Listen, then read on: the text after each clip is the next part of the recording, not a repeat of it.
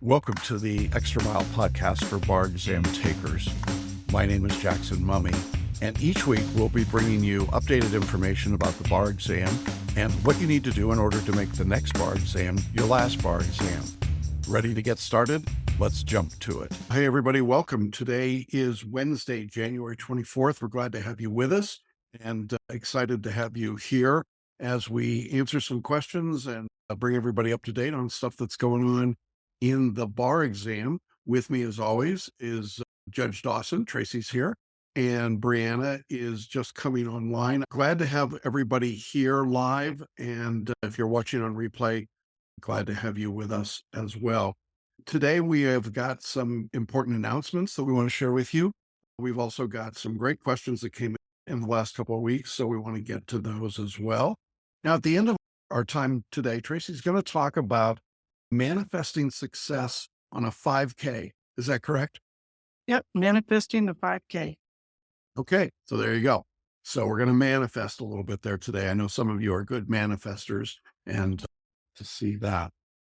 Our big announcement today is that we have opened enrollment for our next live Bar Prep Bootcamp. So I want to give you the dates, tell you a little bit about it, and then I want to play a short video for you. The bootcamp will be here in Denver, Colorado on April 26th and 27th of 2024. And we will be doing a 2-day bootcamp. But what's really exciting is that we get Brianna and Amanda and Tracey and June and me. Bobka will be holding down the fort while the rest of us are in Denver. And this is the first time that we've had all of these coaches in one spot, which is very exciting. And it has a couple of implications. One is we can bring more people into boot camp because we have more coaches to work with you and still keep the group sizes really small. Secondly, is that by having Brianna here in person, we're going to be able to do some of her magic time management work, as well as her coaching in writing. Amanda will be here to work on performance tests and the MBE. Tracey will be working on a variety of things with me and doing some presentations. June will be doing her mindset coaching, which is unbelievable. If you haven't been through that, it is just staggeringly good. And I'll be teaching photo reading and mind mapping. And if you're already a photo reader, we're going to give you a credit for the photo reading course you've purchased. If you're not a photo reader, we're going to include photo reading in your Bar Prep Bootcamp tuition. So it's a real bargain all the way around. Now, the cost for this 2-day session is $2,500, but there is an early bird discount of $250. And to receive that discount, all you have to do is go through a short application. We want to make sure that you're serious about bootcamp in order to reserve a seat. With this application, you'll pay a fully refundable $100 deposit. If you choose not to come to boot camp, we'll refund your deposit. And if you do come, we'll apply it to your tuition and we'll lock in your tuition at the $2,250. Now, as I said earlier, you can use the buy now, pay later programs from Klarna and Affirm and Afterpay to pay for your boot camp as well. So there's a lot of ways to stretch the payments out. We know that boot camp makes a difference. For those couple of years during COVID when we couldn't do it, it was really a shame. It was very difficult. But the list of people who have been through boot camp and past continues to grow, and it's quite a roster. We encourage you to attend this boot camp if you're taking the bar exam in July of 2024 or anytime in 2025. It's not too early to sit in boot camp if you're coming in the 2025 exams. I'm very excited about having the coaching staff. It's pretty good to get everybody there and to have you get access to the whole team is really an extraordinary opportunity. And again, in small group settings. Tracey, what have we done? You've done maybe 3 of these boot camps now? Are we up to 3? I've done 2 in person and the one that we did that was the virtual one, but 2 in person. Right. Yeah. What's your impression of boot camp? What difference does it make for students? I think you're going to hear this in a video that we're going to play in a moment, but I think the difference is being in person with each other and with the coaches, being able to get your questions answered in real time right there, listening to other people's questions and other people's struggles, and learning from what we can tell you there. This is a lonely process. It can be a very isolating process, and boot camp is a way for you to create community with other people taking the bar exam, with your coaches. We have a lot of fun as well as we get a lot of work done. There's just no substitute for being in person and having the opportunity to be in person and to have actual face to face coaching with every single one of the people who's going to be there. There's no other way we do that and get that. Yeah. And let me just point out the value of this. Included in the boot camp will be work on essay writing. That would be a $400 workshop. Work on the MPT, that's a $400 workshop. Work on the multi-state bar exam is $400 workshop. Photo reading, which is a $400 course. Mindset coaching, which is $400. Time management, which is $200. I'm not good enough at math to tell you what all that adds up to, but you're getting the benefit of all of that, plus being live and having access to that. Plus, afterwards, you'll have access to our virtual boot camp online. So you'll have access to all of the materials there. Brianna, this is the first time we've managed to make the schedules work so that you can come out to boot camp. We've tried a couple of times before, but what are you thinking about this as you're getting ready for it? I'm so excited. And time management works in really well with some of that mindset stuff. So I'm really looking forward to working with June a little bit to see how we can coordinate the things that I teach in my time management with the things that she works on with mindset. And there's I'm just I'm brainstorming all these ideas of how we can incorporate these things. And I'm just really excited to come and work with these students in person. Do yourself a huge favor and invest in this. First time for me to come in person and meet you guys and meet all of our students. I would love to have some face-to-face interaction with all of you guys. Yeah. And we've had you on video before. Maybe we'll bring Bobka. Maybe we can get Bobka like on Friday night or Saturday to, That'd be fantastic. wouldn't that be great? Bob, could we get you to do that? Get you on video? Yeah.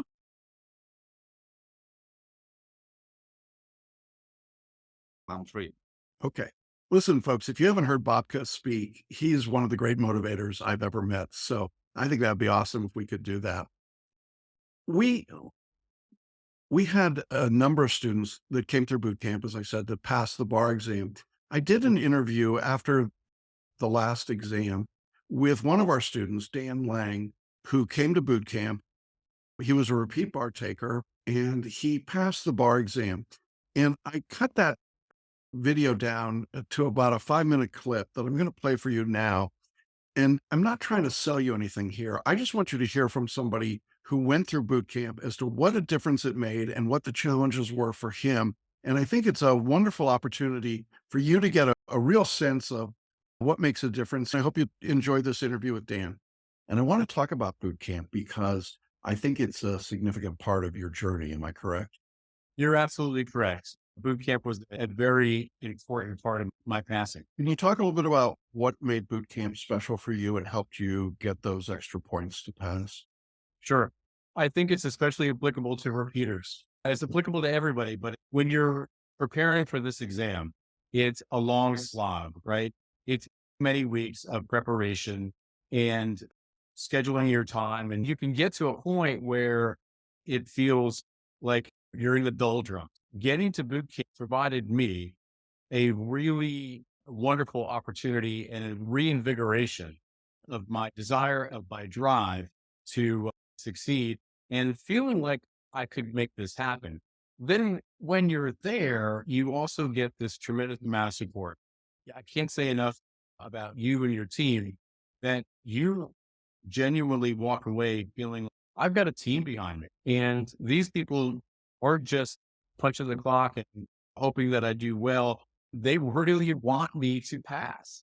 And so having that system of belief, having that support was indescribable. So that really provided that extra invigoration, that extra support, that extra drive to keep going And to wrap it up, to believe in yourself that you can make this happen. Yeah. And we could see the growth in you, even in those 2 days there, that coming in and being, gee, I've got to make this investment. I'm going back at it again. I'm really going to try and dig in. And then leaving 2 days later, I think we all felt you were going to pass. It seemed obvious to us at that point that you had really grasped the concepts and you were employing them.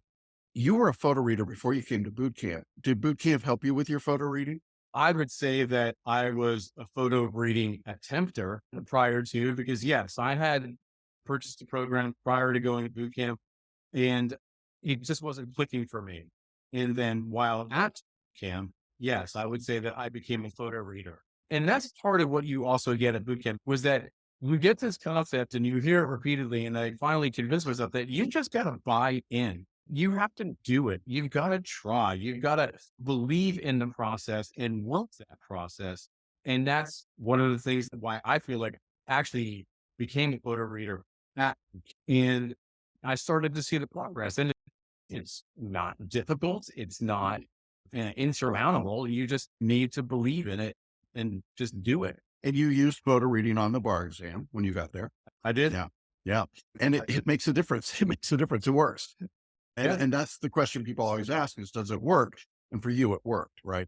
Yeah, it absolutely works. That's great. Yeah. Part of boot camp was also live instruction in writing essays. What was the value of that for you?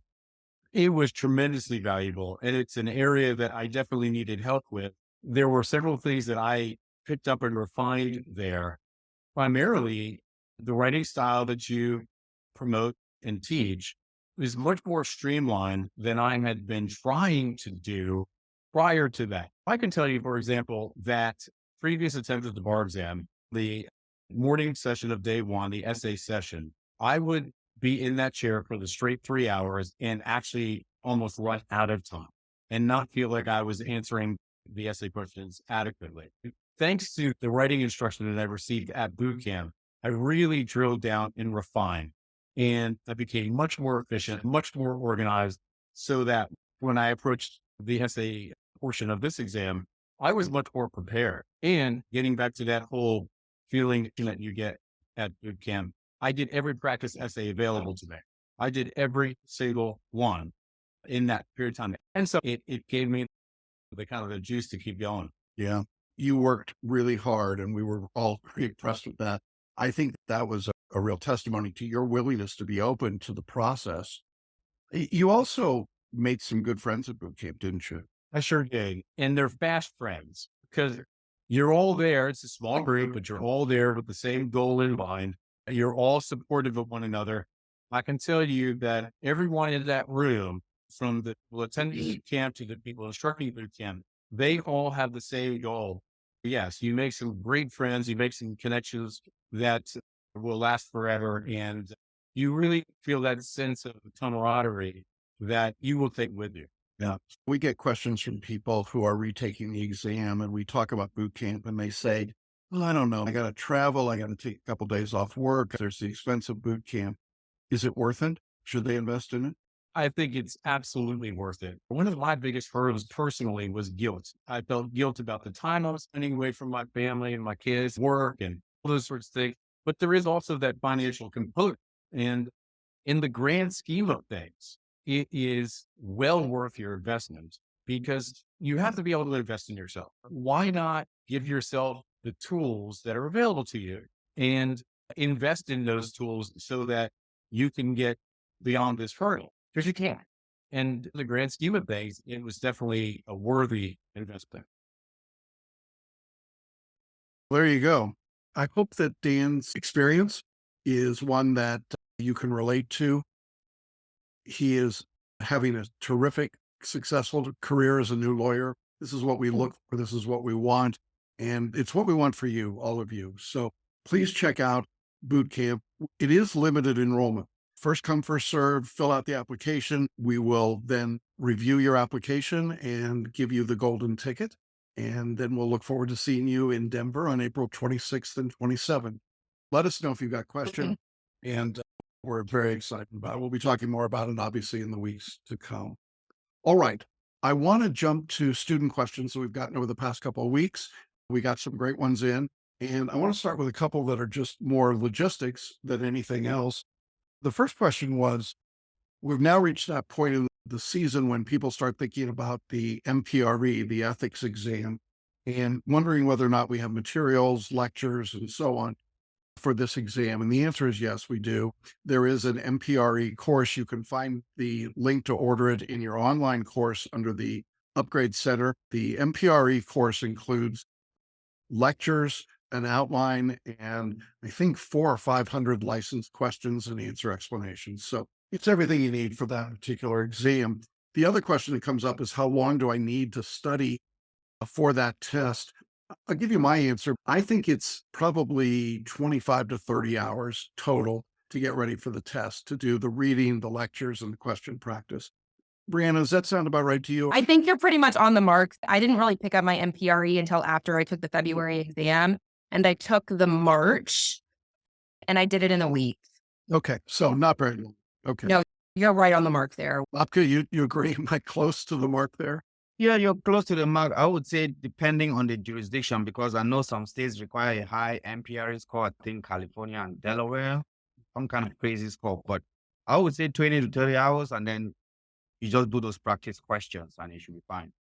Yeah, don't overstudy for it. I think that's really my comment there. And I would recommend getting through the bar exam in February 1st before you study for the MPRE in March. That would be my general recommendation. Next, we got a series of questions about doing multi-state bar exam questions. So I want to break them down into several different questions. First part was, how do I access the question bank? Can I download it to my computer and cell phone? The answer is no, you cannot download it because the questions are the copyrighted material of the NCBE, and they will not give it away to us or to you. So you can't download it. However, the questions are available within the course in 3 different ways. If you have printed books, the questions are in the printed books. If you don't have printed books, they're in the digital books and in the PDFs, which you can download and print on your own, which is different than owning the digital file itself. And then third, there's an online multi-state bar exam trainer, and you can do the questions there. Now, my preference would be to do them online because you can keep track of your results. We can see what's going on as well, and we like to monitor that to make sure that there's no real hiccups there. And it's also instant feedback, which I like. You don't see the answer explanations until after you've answered the question. So that's the way that you get access to the MBEs. But again, you cannot download them. And it's really a question of not getting on the wrong side of the NCBE. Now, the student went on to say, can I access all the questions at the same time so that I can choose which ones to do first or how many questions to do in a set? Don't make this so complicated. Just follow the schedule. We've laid out a structure in which you do questions and then we pull them away for a while and we come back and we do more. And we call this stepped repetition. It's like a stair step.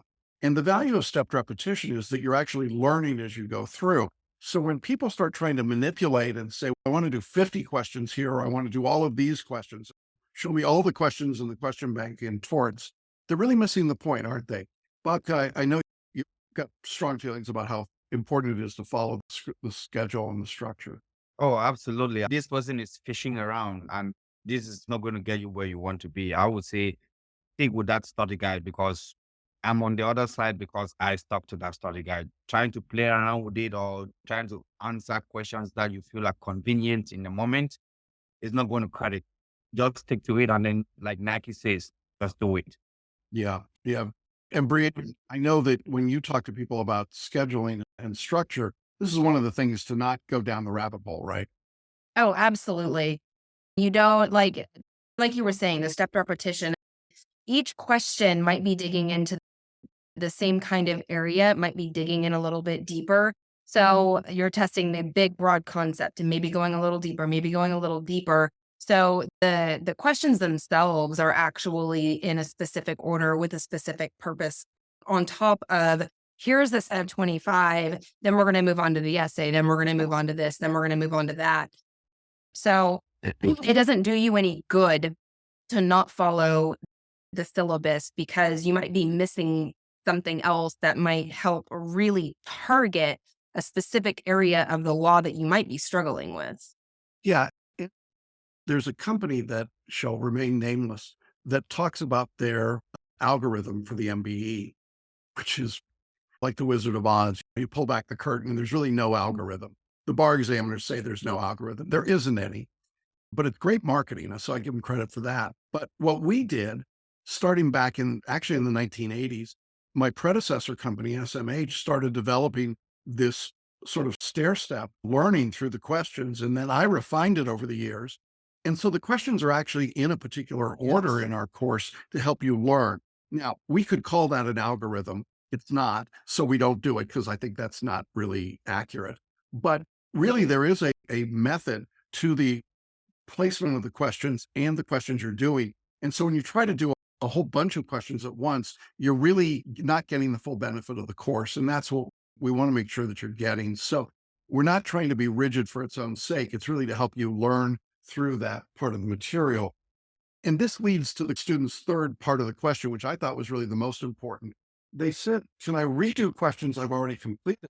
My first set of 25 questions went really well, and I found a lot of new information. And so it was really valuable to me. But can I redo these to achieve a passing rate? What's your response to that, Tracey, when you hear that? I want to redo these MBEs so I can get a passing score in the practice.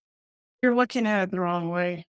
The reason for doing the MBEs is to get you used to seeing the form of question, used to using your selective intuition, and then taking the information that you have received from a right answer or an incorrect answer back to your mind maps to refine what you had in your toolbox.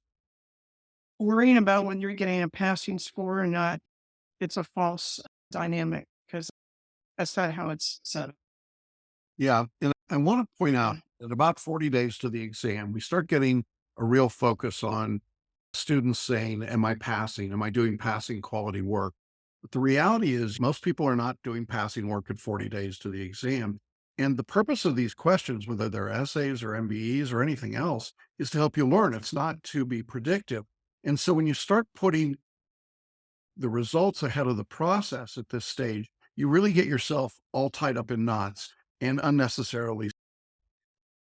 I can think back to both Bobka and Brianna when they were studying, and no disrespect, but neither of them were doing passing work at 40 days out.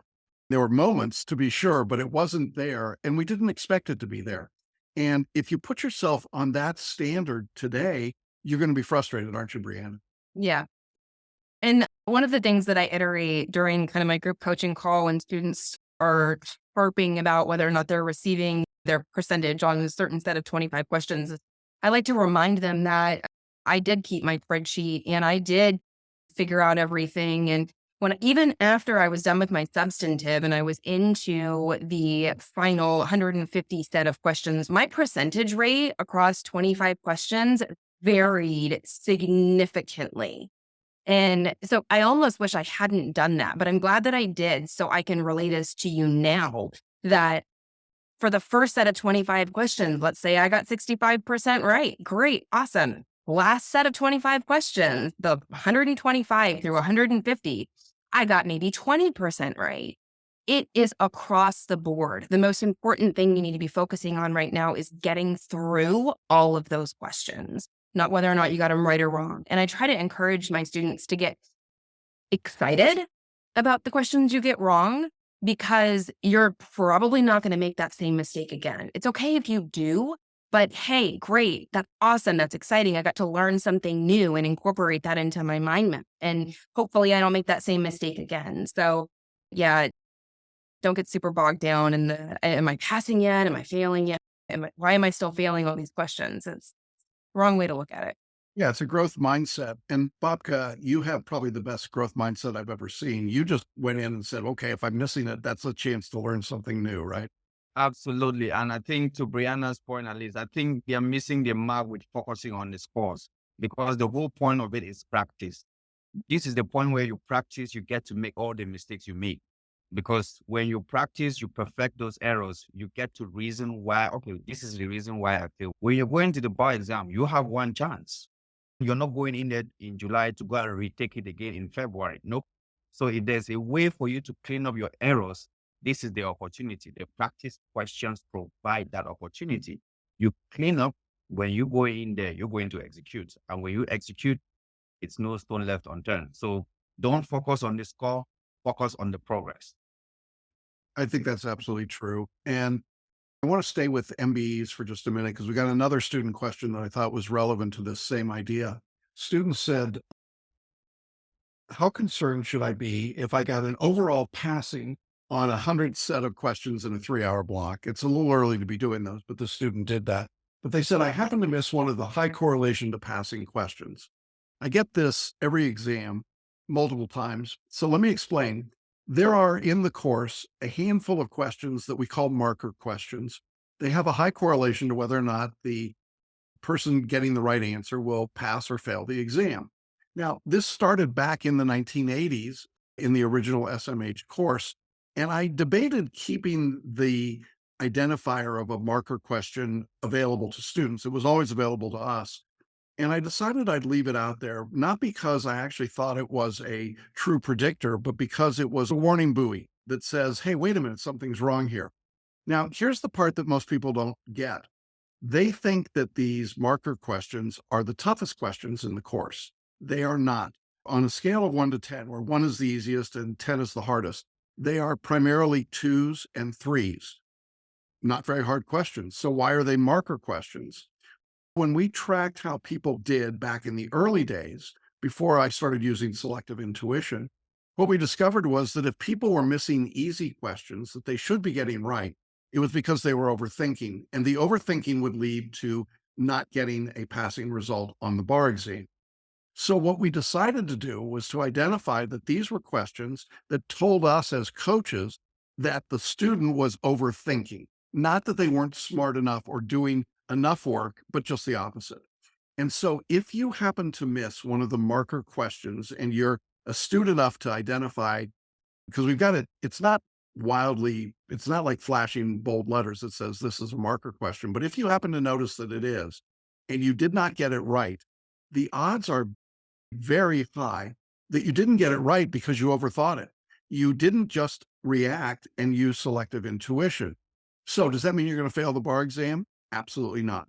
What it means is you need to make a course correction and stop overthinking and start using selective intuition. So when you see those questions and you didn't get them right, it's because you're overdoing it. If you got to those questions and you got them right, does it mean you're going to pass the bar exam? No, it just means you're getting those questions correct. And that means you're probably on track. So does that make sense? I try to explain this every year, and sometimes I feel like I'm better at it than other times, but that's really the idea.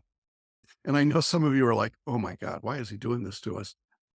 It's really mostly for my purposes so that I can see if somebody's about to veer off course. And it's a warning sign for me more than for you. The final thing of, do I have to keep doing more exams or can I stop? I think if you are already at a place where you are receiving an overall pass on 100 set of questions in a 3-hour block, I think you should give yourself a huge pat on the back. And you should just be really proud of that passing score. And then just make sure you don't get down on yourself if you don't continue to receive those passing scores in the next 100 block, because again, we're still in that kind of learning phase. Yeah, absolutely. So just be aware of it. So interesting to talk about MBEs. Let's switch over to essays for a minute. We got some interesting questions about essays. One of the questions was, and I love it, again, we're at 40 days and students are writing, they say, what score is passing on an essay? Do I want a 65? Okay, Bob, take it, buddy. You don't focus on the score. You focus on improving your writing. That is the whole point of a practice question, because I don't think any of us can tell you, you know what, this is a great essay. It's probably going to make it on the New York Times best. No, it's not going to do that. The whole point is to pass. And in order to pass, you need to get better at your writing. You improve your writing, you go back, you review what is in the book, and then you take it from there. Don't focus on the score, focus on the progress you're making. And when you focus on the progress you're making, and that you're making considerable progress, your confidence level equally goes up, which equally affects how you write the next essay. But if you're more focused on the score, you're losing the mark. Yeah. Look, a passing score on the UBE on an essay is a 4, 5, or 6. And if you're looking at the model answers and the drafter point sheets and trying to self-evaluate, you want to look at that and say, am I getting most of those legal points and problems? If you're in a coaching program with one of us, we're going to tell you if we think that this hits the mark. But frankly, I don't think any of us as coaches are really focused right now on whether or not your work is passing. As Bobka said, it's not really our primary focus. Trace, would you agree with that? Absolutely. Learn the process that we teach you. If you learn the process that we teach you and you follow it, you will pass. Yeah, I think that's it.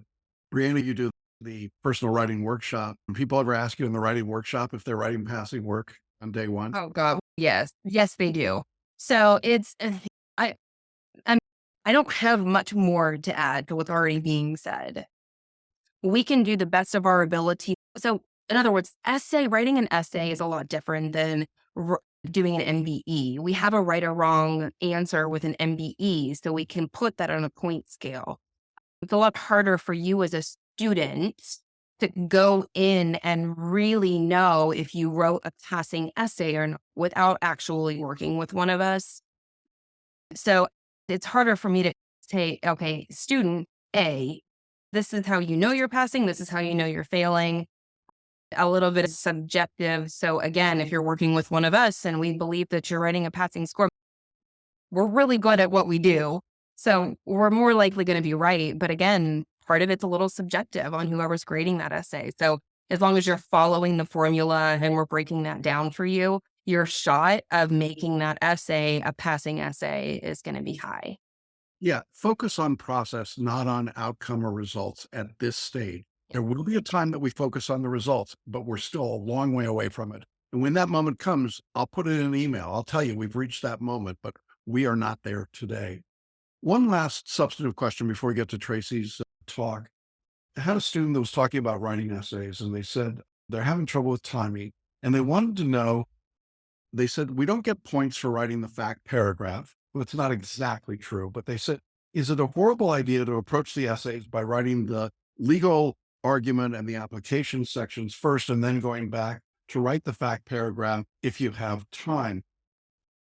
This is a variation on the writing that under extreme circumstances, sometimes I suggest. Primarily, I suggest it for people who are struggling with language and they're just having trouble getting enough words on the paper. But let me explain why I created the FLA system originally. By writing the facts first, you're doing a couple of things. One is you're setting context for the reader, which I think is very important. But equally important is that you are priming your mental pump. You're activating what you know, whether you're a photo reader or not. There's just getting the stimulant out there, the activation, the spark that helps you start to think about the problem.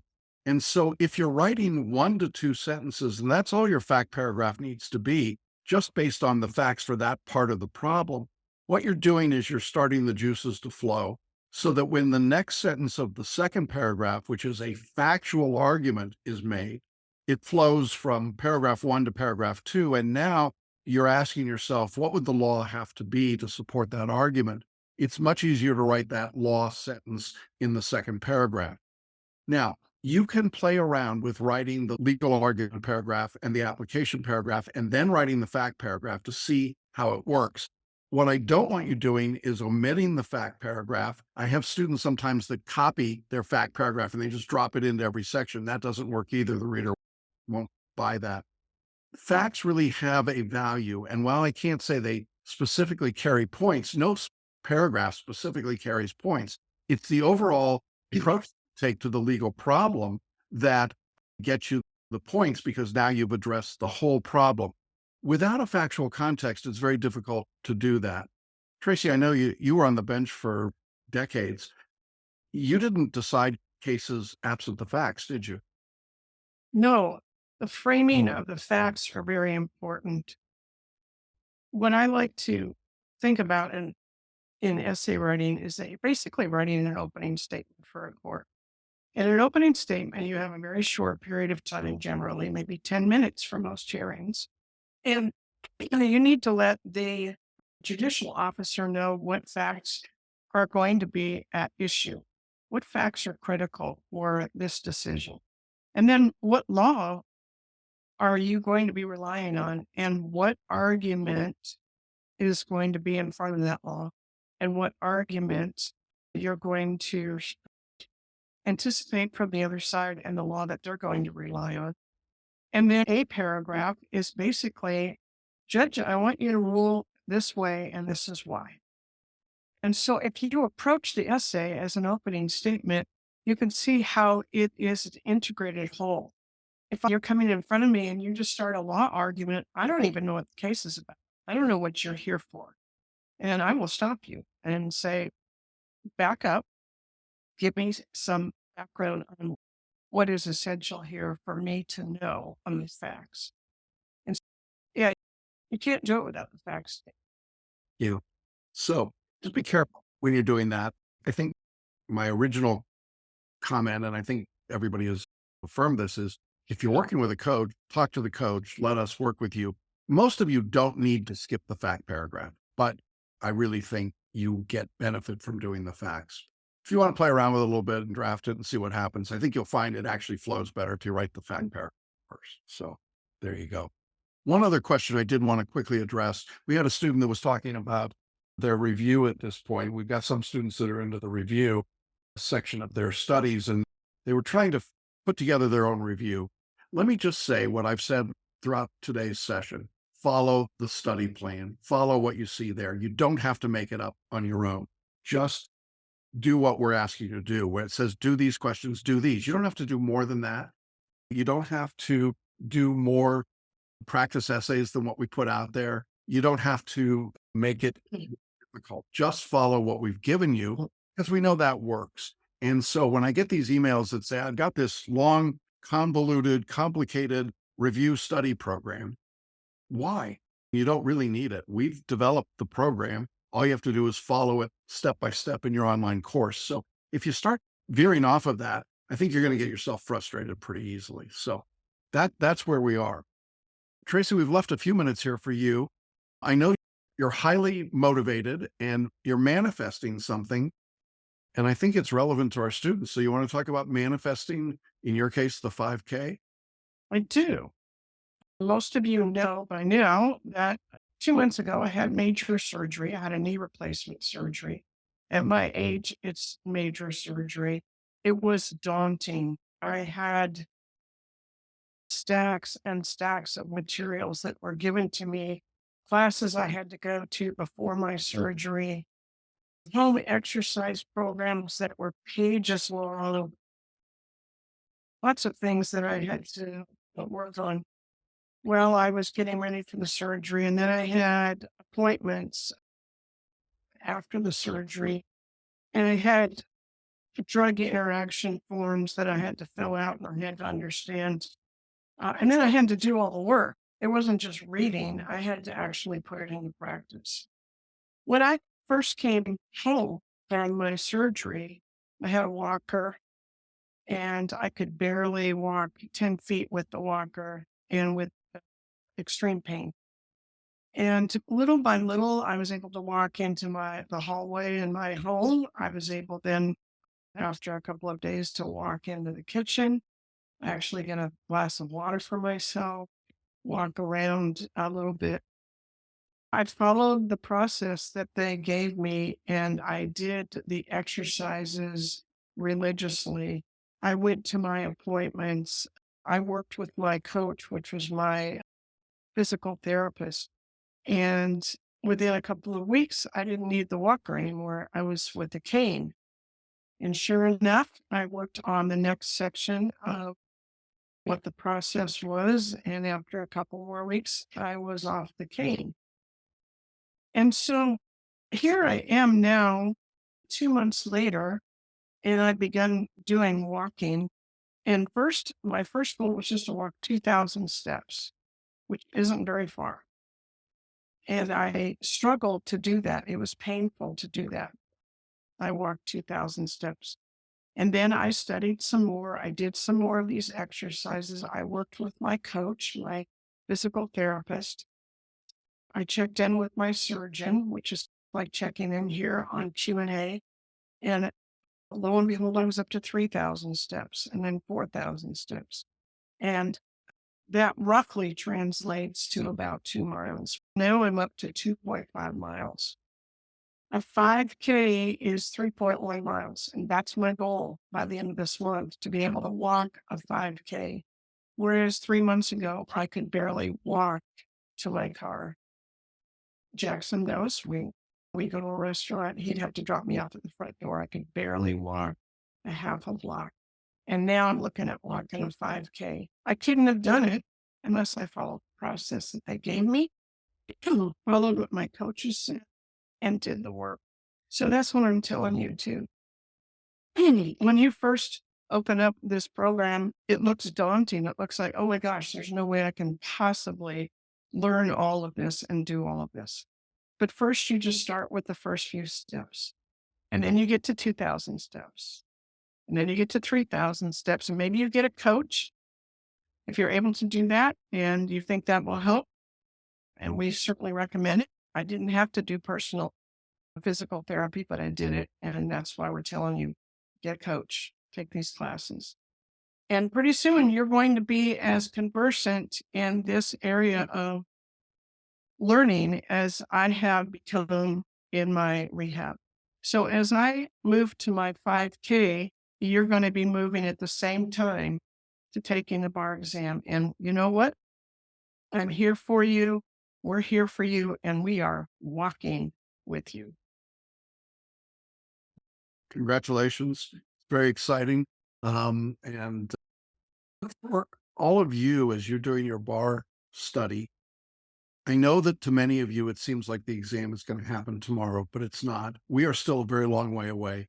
I know that Brianna and Bobka both look at that and go, yeah, it's a long, still journey ahead of us. And this is when the growth happens. This is when you start to manifest those things, as Tracey was talking about. So be patient with yourself. Continue to grow, continue to learn, continue to stay connected through the group coaching, through the live Q&As that we're doing here, through your upgrades and coaching and work with personal mentors. All of those things are designed to help you and to continue your growth. You will see amazing growth over the next 40 days, I promise you. And that's what makes the difference. So with that, I think we're going to sign off for today. It's been great seeing all of you. Fun to have you here with us live. If you're watching on replay, we're glad that you took the time out to check this out. And we will be back again next Wednesday, and we will have more student questions and more information to share with you.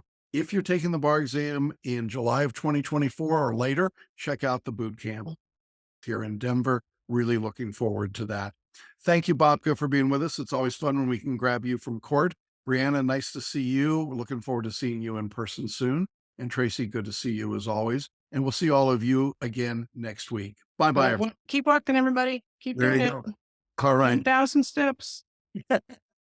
See y'all next week. Bye-bye. Bye-bye.